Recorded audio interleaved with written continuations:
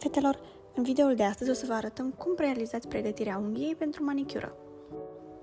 Aveți nevoie de o pilă de granulație 100 pe 180, un buffer, un pusher și o forfecuță, iar opțional o pilă electrică pentru curățarea cuticulelor.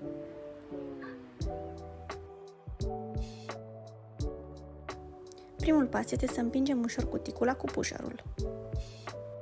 Mai apoi, opțional, putem folosi o freză electrică pentru stilizarea cuticulelor.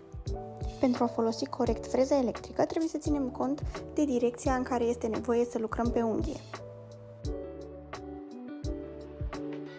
Este foarte important ca atunci când dorim să schimbăm direcția de rotație a pilei să o aducem în punctul 0 mai întâi, deoarece există șanse să se strice.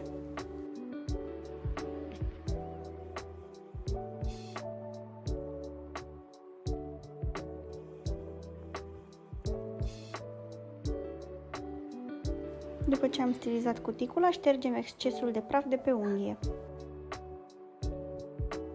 Următorul pas este să tăiem cu grijă cuticula folosind forfecuța cu vârful ușor curbat.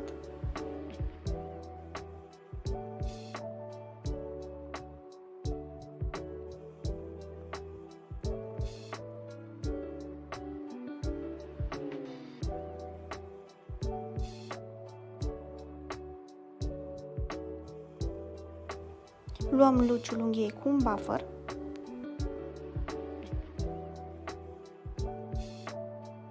iar ultimul pas este să degresăm toată suprafața unghiei cu un cleaner.